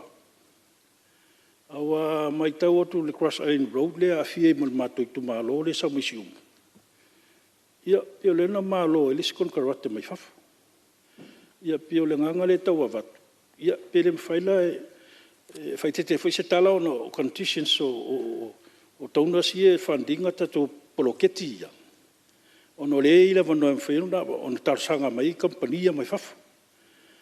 Na iei se aia inga foi lea nao na kon karate Samoa me fai ona anga vai ia manatu le ona e le isa fai no iai ia pe ona manatu ia lo fionga le minsta ia manu ia foi tu la me lo fionga le officially ia me se foi le vala wina ia se utama te ia fa malulu atu pa u ne suile fa manu ia tu lo fiong tu tai mau ta va te ful tai tai le tu ngai ia malo le to fingo vala wina lo fiong fa manu ia foi le su sa fata ia tai lo fiong fong tai mo no a malo fa tai vai mo fa tu solo finalo fa lia ia lo fa fonga tu minsta o tu la fono tu sa foi mo moli mai ngau ni fautuanga ti mainga ia mai popo wai voile tato tu la fono lo talo no ina nei ia masa o le lo no no le sui mai le tu mota ia tu atu pele va no si su ia mai ta watu wa fo mai sao ali pata tu pai lalo ia tu atu le va no se on sai mai lava ia ali pata tu pai lalo lo tu lai mai tai malo tu le va no ele sui tu to tasio ali pata ano pai atu ali tu tau le sa ta ele sui o le vai maunga i tu langa le o va no ona ia tātou kon kalate o ia le mawhai o na awai i requirements tātou tōna la po o lo tātia nei le whaale tonu te lea lea tātou Island Cross Road lea anga i atu i pia e tau lunga tuai siumu tau man tolo siumu ioe na malo ai se company mai fafo 4 kilometers fu 4 miliona ai auto si sila me wo ele wala to fa le tonu ale ton tele ai no tau nu tonu fainga malo no fo ingale na umane te le yo fe sua inga sa fai ono fai te tenga lea o le a fia o tato kon kalate ile futuna inga ono ai inga fa tupe mai fafo ai ta uol fina ngalo le sui mo malo ala fa fonga mai na ya tato kon kalate ni tau fight, tau develop, ma tau tino ia ina ia nofo le tupe ina ia tato. Wa le afua la kon kalate la popo ia. Na no mai ia tupe ato, o se lau pasene tupe, fo i fa. O le vai aso lava le nei, sa mato fono i male ADP, te lo sa filo ai fo i male fionga le minsta tupe. O le mea ma losi le no wave iai. Ma li lie e tato fale tupe. Lo so soani mai tu unga o tato ngalwenga te tele nei. Tau wha mana nae ia tu lango a inga. Ina ia tau atu ia. O le wha ia tato le capacity. Ia tato kon kalate tato matama whanau ua lewa na tau mwhai. Le ia tato le tu lango le. Ata mai marato mai o mea mwhain tato whaia. O mawol teimina na o le tu lau lava o le whaatao a wala mama a fo ia. O leo tātou o e whola le tā mola, ma mola. Tā fo le tātou e wale Oxford le Amerika. O le wha umwhain whai e tātou tamawhanau au whata ua le. Ina ngalo le sui mamalu. O le mele nā lea ngā i el tāu sanga tātou malo. Vai aso le nei? A ave ai tūlanga o ai e ingo me whapea. Ina ia whina ngalo maari lie whare tupe le World Bank. Ia tainane fo le ADP. Asian Development Bank, a toi o mai e whaatala noa tātou ngaluenga te tere whapea. Ia mana ia fwoi se tātou tua lalo. O lewa ia tātou fwole to mai e anga wa aina e tātou tangata. A walfa asolonga lwa moe moele. A alfa le tonu lei tuaisi umu te le. 4 kilometers for 4 miliona. Ele se mea lai titi. Ila e tauto e whailtonga fitinga pe whaafena o alfa le tonu lea. I se company ua whai mai o la tau e iai le to mai le lei. E ola titilo e pe tau in melen tupu le vo e boli mawina le suyo si umu. Ele o se fōlinga le te tau na iai tu langa le wha moe moe. Ia le ua prove. E nai tātou tangata mai le tātou 4 lane le mai malifa. Tau mle vale. Ala uto si sire. Tama wha nau tātou na whaia. Ai pe le tu tau le nau tu la i atu e wha langolango atu se ngainga marisau noanga le fionga sui malua. Vai maunga lua. Le ngang wha lualo. Malo, fa pulpula lo fionga te tai malo, ia, malo fa ftai. Tu atu lava no le suyo ali pata i tu pai lalo, sa tu lai mai. Ia, ftai mo le ava no fa lua. au le amataia se whamatalanga. Whamalulu atua i si vaenga na pa ui a ona. I lau whaafitai. Whaafitai sa whaatari a leo a fio mai lea fio ngatai tai o le tuanga ina misi whaafitai a le nei tu malo. A le nei fio anga. Whaafitai tele i lau fio ngale. Tai o le tuanga i e whapea fo i le. Le ole a vea ma Palemene si taimi o lumanai. Ne talainga e ale ala. Ea, whaafitai le soa ni mai wha moe nei fio anga. Malo whaafitai. Ia, o le tula fono pe ona, patatia mai. Ia, e whaapasene fo i se lau pasene le lei. Ia, mai se lau pasene fo le langolango le. Nei tu malo le. Nai vaenga fo i e pe o le lisi lea o le tātou a reserve list. Nā sā le a mai ai tonu i e tātou pamu mo whale maliu. In salona ua. Ia, nai vaenga nā ele o le nei tu malo.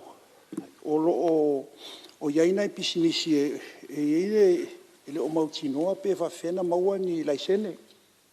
Koai, pe ana maa li e whaanongolongo i tūla whono ma vaenga o. Tu na inga. O le tūlanga le iai e pe e whaamautua i a tātou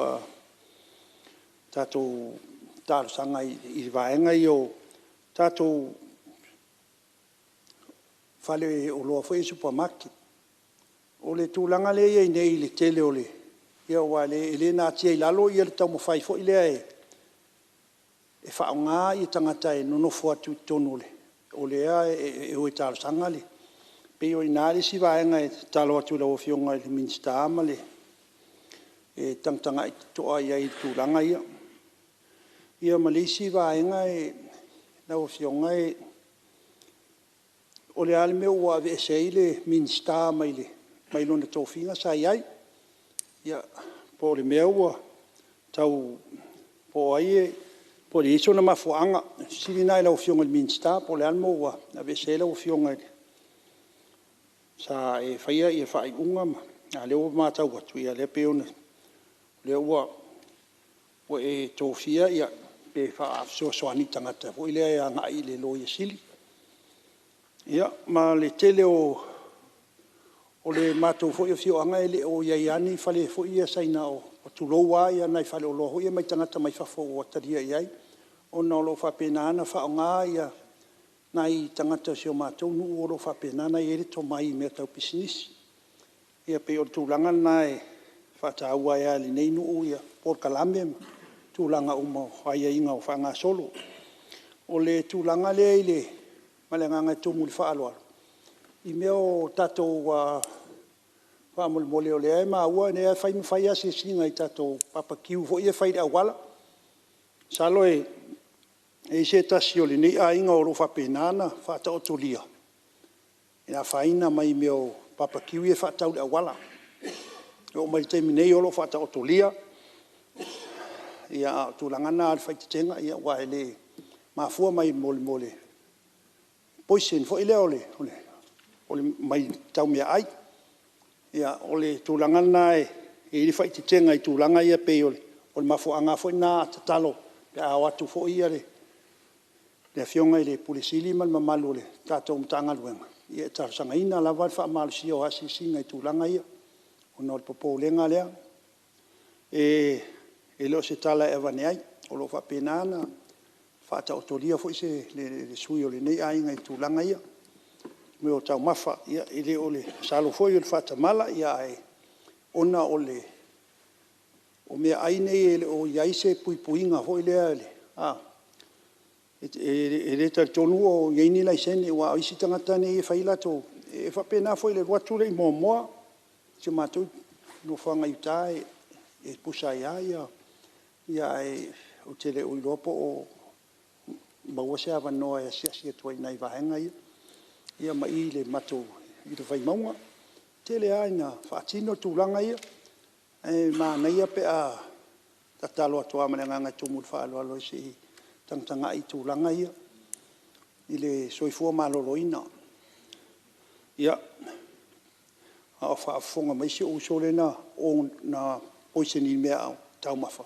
Ia aua toi whaatau ni. Ki o le awala whaatau ni tau mafa. Mo fai te tenga o le soifua maloroina. Msalo e sila fia umaele. Le nei maota si uso lea e tele aina. Lango malosi i le tātou fast. E tō te waia e to ina le whelwa i le wheelchair. Ia o si uso na nei ainga ua. Whata o to lia ona o tūlanga leo le. O ona ole, mea aina, tau mawhaina. Ai, o le tūlanga i tātou, o le matu tū māloa atoa fo i vai maunga ma, ma le alulei tā. Ia o loo whapenana, na whaamarosia e whaonga ia siaki. O loo talia la siaki i le mātou pito nu ulea e. O na soani tele tūlanga lea e maua i whaamaunga.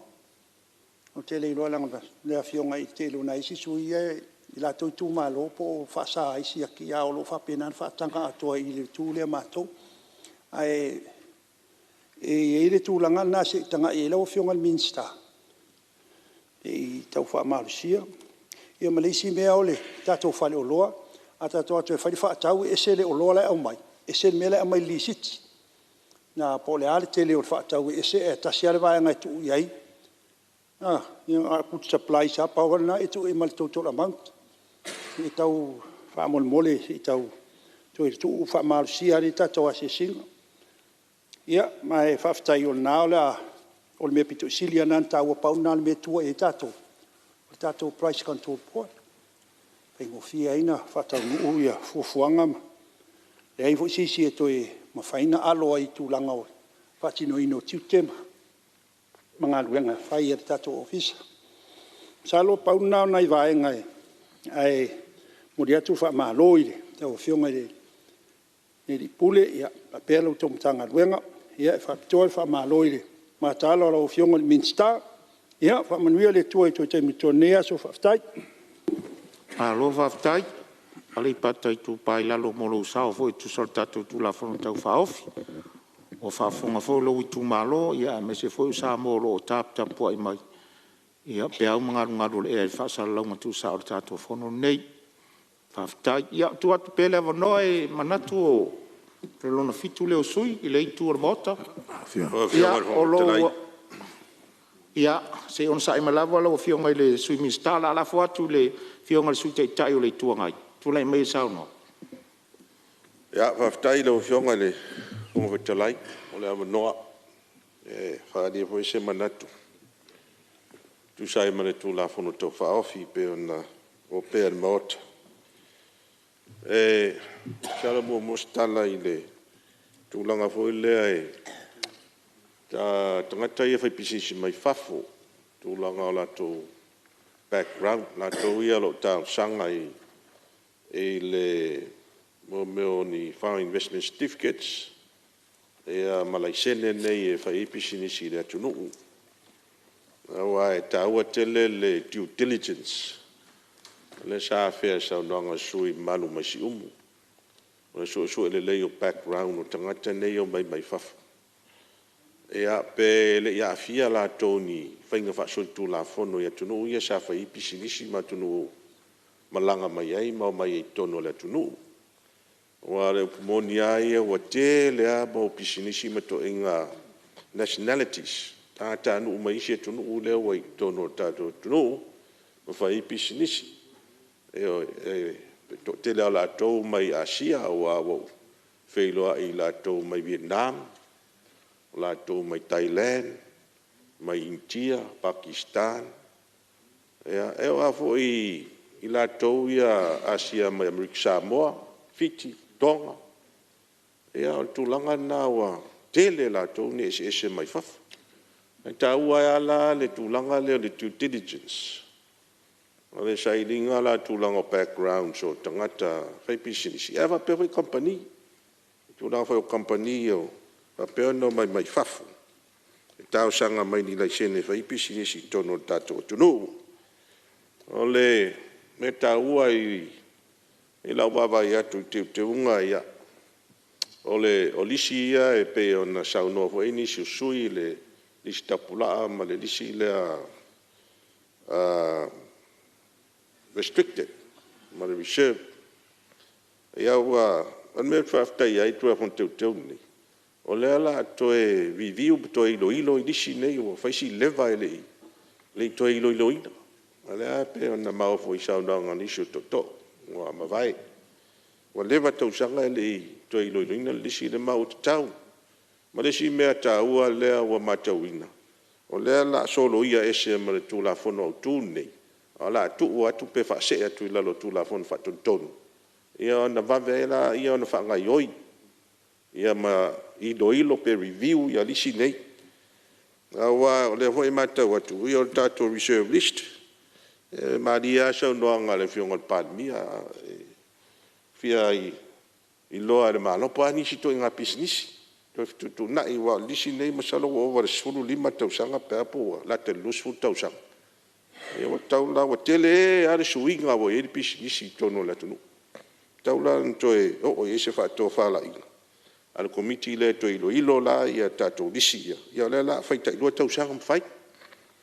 Ia tu langa le leile na ia ma ave o e kapeneta e pasi ai fa tu la fono fa tonu. O leo te matau atu i tu langa tau transport pasi, lalo le reserve list, mo meo pasi ho ia whiwa i la wa ia pasese tatu tangata lau tele, ma malu o le tunu. Ia e wa pena fo i mo taxis. Ia o leo fo wa amatano wa i atu. Wa i ho i hitu ngā business ia whai runga sami, si transport. Leo te wa atu e la vea i ma meo rental cars. Ia le fo e mo rental fo ia mo waafi, mo meo ski boats fo ia whiwa i runga. Ia mea umai e a ngai e si la ngale. Ia po se whato whala inga fo el committee lea, la iloa ia. La to ilo ina, i le lisi le nei. Wa e taua mo tere isi mau pisinisi fo. I tu a inga pisinisi wo o mai tono tato tunu. Ia e ofo i mo katila, a tono tasina, to ngā pisinisi taunsi la el committee. Tele ma tele o katila se wei nei ya se sila. Pero se tasi nai to nga business ya pe tu fo ila restricted. Ina ia se fo ngai tau fo ma ton wai ya pe control ai ya tu lango o na fo to nga business. Na retailing there mai. E va tai lang sa no la fiong pa mien ta o ho se. Wai do ela ve do se o i disi nei. Na retail e tau na wha manino retail. Wa pau te vai atu retail. Ia pe i te nei mo mea hui mo masan. E pe i te nei si o loa fau ia wai nei vai tau. Ia ora vea i tono le retail. Ia tasinda me tau sisila. Ia i wa pena foi lo seo. A tono e pe ono sisila i tu langa tau, i tu a inga o loa. E tau tapula a pe whaatanga. Po loa foi whaatanga lalo lo seo. E wa pena foi hardware, wa re foi ia hardware. O mo lo fa fale. E te o sila tu langa na. E wana na wa tele tu nga tele ya tu ese o mai o lo fa fale. E o ese foi ia mo meu. O to nga o lo fa fale o mai tono tato tunu. E te o sila tu langa fa pena. O da vo te vai atu I tato elei. Ia atono se puipuinga lea mo nai a tātou tangata lo o whai a whaile to inga business ngā osi ma lo lomi a le elei. Se sila tātou komiti le tūranga lea. O ngā lau te vai atu. Nā mo elei hui e lo lomi whaonga ele upeti. E pe e reo au fia I mo elei lo lomi masingi. E sila e tūranga nā wasi sila ke ro isi mau elei. Ma manu ia tātou ia wai ie ia wa whaitau I le taulang. E lo lomi mai fiki. Lo lomi mai isi a kungu. Ia si sila foi la inei. Po la se whaingai. Tau pui ai foi la tau lo whaia le to inga business. Wai tau a tele le Samoa wa lai whao ngai tātou ma manu Samoa. Ia mo e foi pui inga le nai tū. Ia o mo meo whainga whaiwa.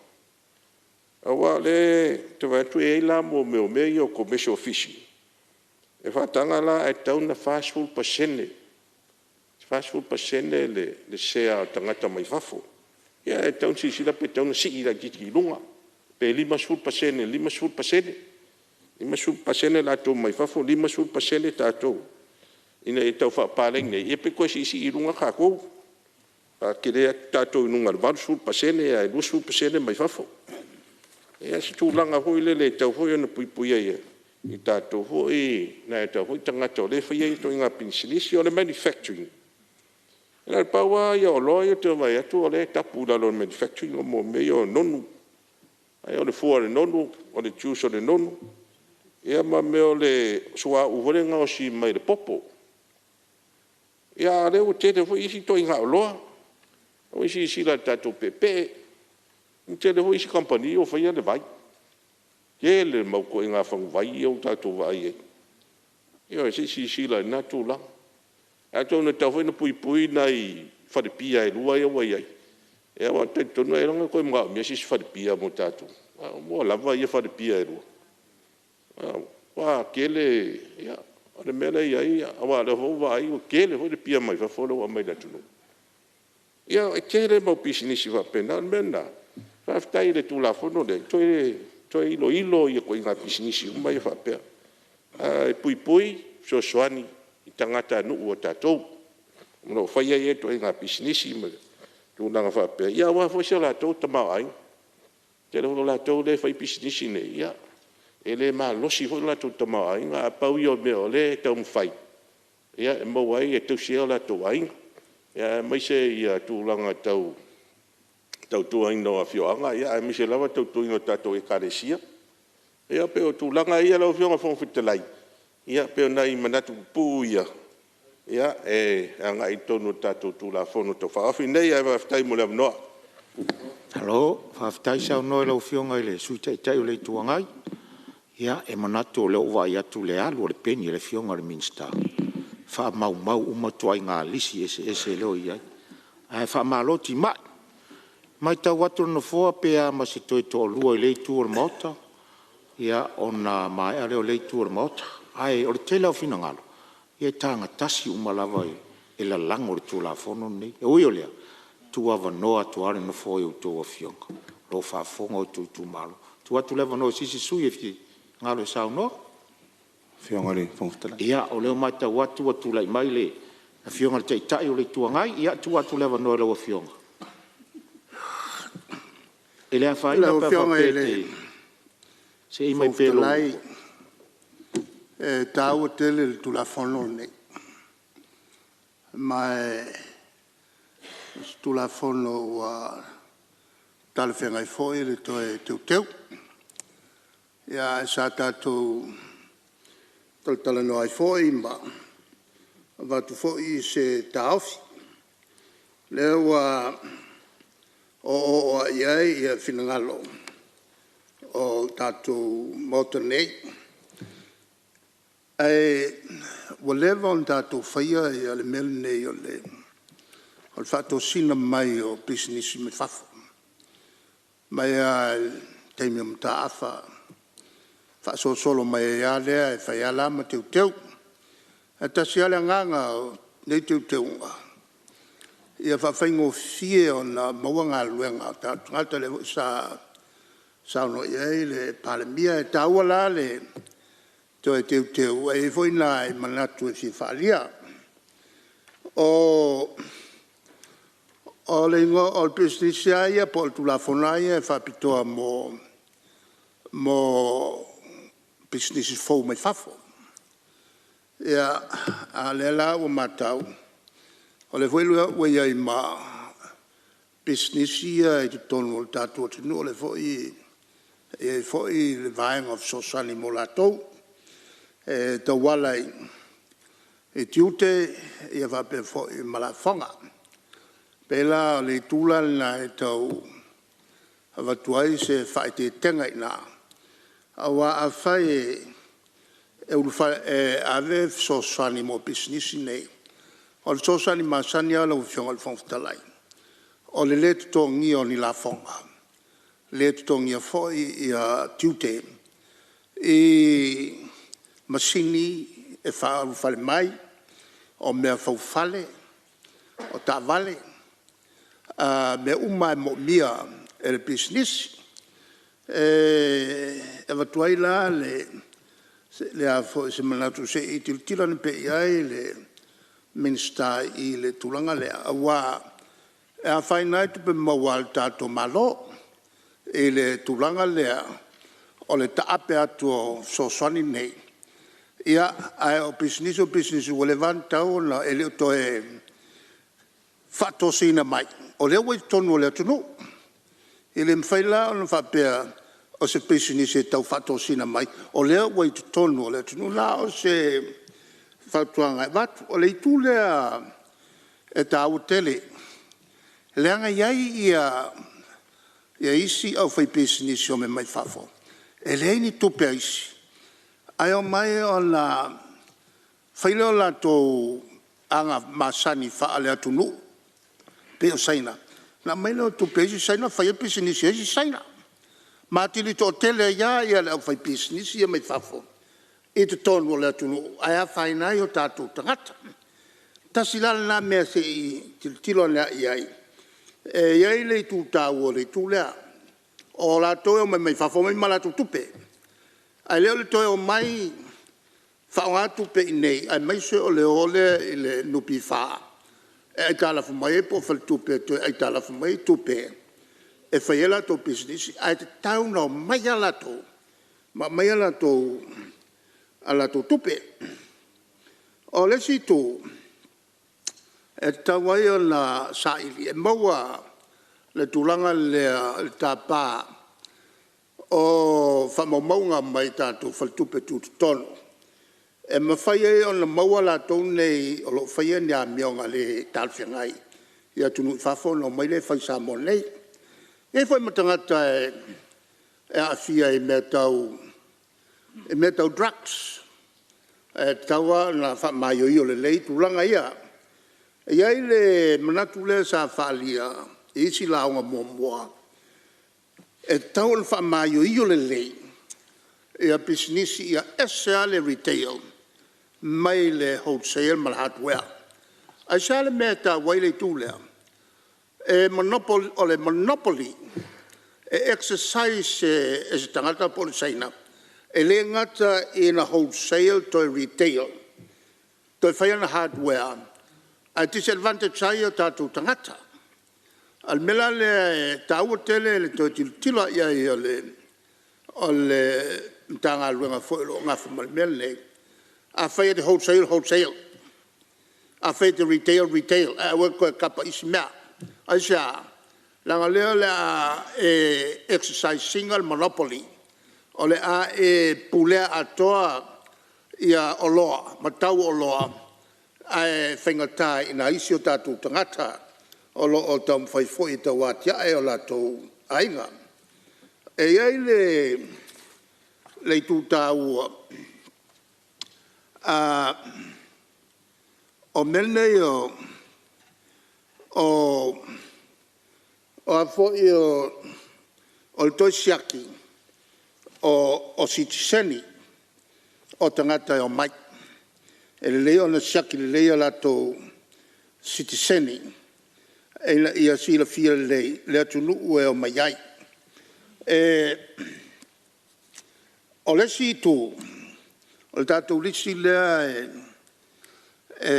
tau o na whaleo whapitoa mo tātou tangata. Leo tau manatu pena o leono ia lisi lea na watu o tātou whono. E leo au fiai le tele, lea la saunoa si sui. Isi tue ngā business e taun tā fiofia mo tātou tangata. E tai peila o suotusi. E tai pe o formai. Tai pe o loia o isi atunu. E mese ko kuila. E o ako a kako suotusi mo tātou loia. Sa ngā kakalai ko kuila. O la fo ia la tau loia. Lela, lai pui lea tutuila. Ia awalava ni sawatu. In tatu loia pon tatu accountant. Fatunia la to business i Amerika Samoa. E faifo i isi atunu. Le lila ona se i tulkilo pe iai. Ia le mtanga luenga. I le tūlanga ia o mea o lo whai eisi atu nuu. e au fia I fo I la ma le autusiata fo mai e fa pe fo I insinia la to umane e taona tato te tilo iai ina ia una ia le ka wa e le lisinga publish mai o mo meo lo ia la fai la to la ko practice la to officer se pe over el fasela la fa yo lo ia o lo winga ka o fi pe ia business ia mo tato tangata e ma wai foi la to se leni lo fianga le fontalai o se o tato watunu ne tai sauta ia ainga ia ma le foi o te loe le se me fengo fie po ia le minsta nga famia wa nga yo I lo le minsta ka foi langa mai lo mai ai mai sala tanga foi le e fai la to fai o lo retail to fai la to wholesale ia o nga langa mai lo la ia fala velave au fai na mea ia le tulang fai ngata na ia la foto pe le Palemene mal kapeneta fulisa ia le tofa ma le fautanga ia o le fengata na o tatu tunu fesauta ia inga lo fiona fon ftalai ia o le sao le ele tato a foi ele tato mta upu sauta ua le tulanga lea ele sia que tangata ne o me mai fafo I mas ngase ia lua o le eisa ma le eight el tawan sia ki pea a iaila ele a foi ele tulanga leo o fuala au fasaina se va mal mole lo fiona fonsta lai po feo ia le tulanga foi le leo o mato suanga specimen le na o leo mo sile male lua e masina ele mo mai ai ke wa mai me o fuska ka mai ling ia me fale ko ia nga singa le a te langona le pisio le tom tanga luanga ia se o mai po feme o ia le unga na me e te o te falo ia tu le lila le la ve la voile ele aisa pei ona maua mai isu enga ia sa fai tatou ia manuel fono malo faftai lo finangalo ia felan ran wa ia fautuanga ile ne voi tu la fono fa malo fa so ile o fionga te tai o le tuangai ia awor popona le to lo finangalo va enga le na muli ai lau sa unwanga fa ilo ai tono le motel nei pa un meta tu tarsia tau manu uma ila tu sa fa tino ina fa moe fa malo fa so a o mo pele no na tele to tele ani si o le tato fionga le fon fitalai ia lo fionga le minstao o le tiute ia se tu lai mai pola se vaenga te fio fa fitai mo la manoa ia sa tu usi ale finangalo le tai le tuangai ai nei vaenga sa ta ue e fia mo wai se angona tulanga le sa ta o pisinisi o leva na iai o le ai me o lo mai le o tiute e mo silfia o le lavo mata tu le ia se me o ai fo o ave fu ele o tiute o le fa nga solo a me mai e siaki e mo le tai na ia o ngatasi tangata le tato tunu e mai sala foi business ma fa la o ia fa malo fa tai tere lava ele o nanga malo fa tai lo finanga lo fa li o lo fionga ia e furi tai me fai malape o launga e fa malo lon sai lo fionga le tamang tanga luenga lo fionga le mista tu sai o le vaenga o e sa no ia ia lo mo la vano mo si sui mai ta watu ia o lo to tele ni si o le tu mot ia ona la folo le tu pe si o le o ia le tu lai mai le sui ia fionga le mista long lango ta longa malanga o le fia o le atunu sa no ia tai lo fionga fonga fitalai mole avanoa tu la imale fa lo te utala man mingao fa talo fa lo fionga le fonga fono io fa talo fo ile fionga te tai o malo fionga Palemene mani sui Palemene mi si foi le malu tau e o kapeneta ni foi tu o malu so fainga minsta lang talo foi lo fionga ile te tai o le tuangai lo fionga sui te tai ia te nanele to au mo fo malu sui malu mo le Palemene e lo fionga le felo tu sol fono ia me sio fa lunga mtanga ruenga ia masamo tapo ia le fono uso le tunu talo ia no le ava no mo ne nei tu malo ia te lo to ia so foi nei o le tatou Fonotaga ia e faatalo fai lona tulaga o te tele i le faafoga tapoi mai o le tatou atunuu mai ona ao sei o nei ia e maise o le tapoi mai o so matou i tumālō ia e fia fai lava foʻi sasao o lenei tumālō e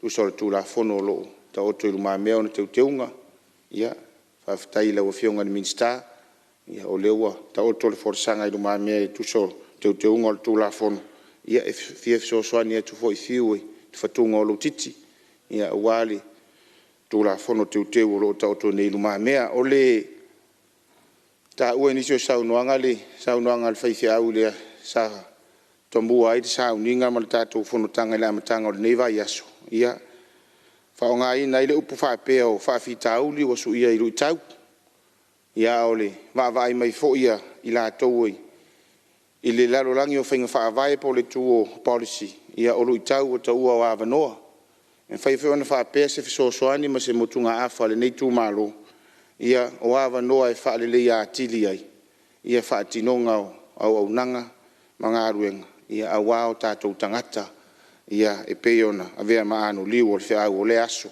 o loo tali maumai o tatou faiva o le vaega muamua lava e pefia avatu iai se lagona ma se tuʻalalo ia a lenei tumālō faafetai o lea lava ua manino ia e pei feʻo nisi o finagalo le tatou reserve list faafetai ona te ua lē maua se avanoa o lenei tumālō ua lea la faasee i regulations i tulafono faatonutonu ia le faatalanoaina ia a mesili o le ua maua le avanoa i tonu o le maotafono e ina isi vaega pe ona sa taʻua le tatou presiti ia ae ua sa ua foʻi nisi o finagalo sui e paulesi vaega le tau vatu le talosaga i lau afioga le minista pe a faitau ane ai muma vea o le tulaga foʻi lea e ua lenā ma le laina lea o mai o fai pesinisi mai faafotulaga lea o le tuueseeseina o motels ma hotels o le tele o fai pesinisi ia mai fafo ua pei o le ua lilifa i motels a ua faatuputupulaʻia foʻi social issues foʻi e tupu ma le taimi nei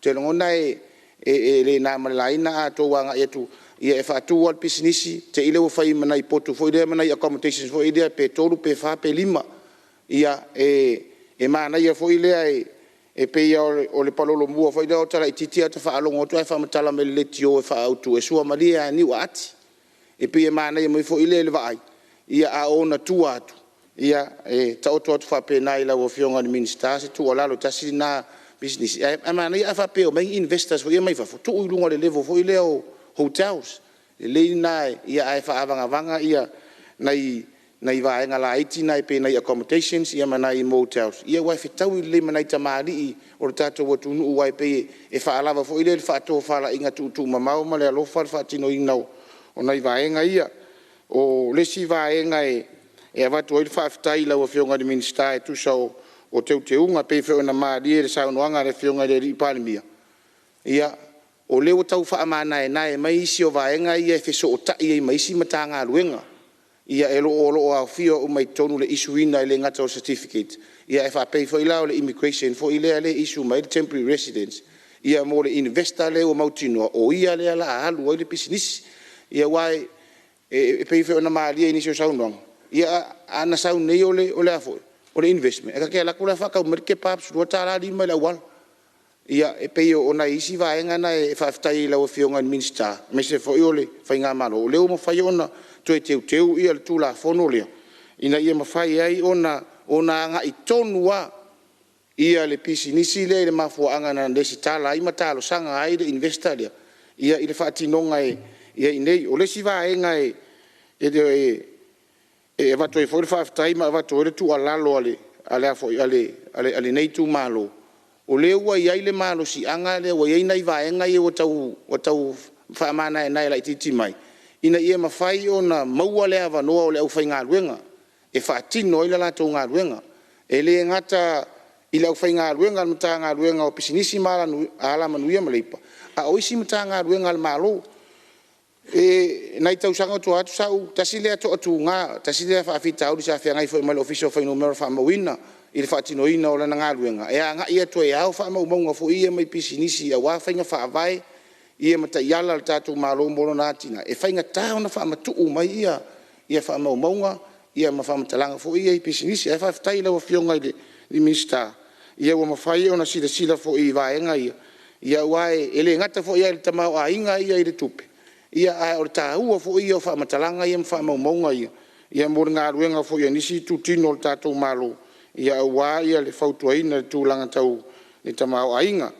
O le si vaenga e watuaile tualalo ia e se mai le tūla fono a o na isi vaenga fo ia pe i tūla fono teu ma isi vaenga wha pena i le anga ia tu o le o whai pisinisi tua i nuu mafi o anga pesa a watu e fo i se vai i le tatu prisiti.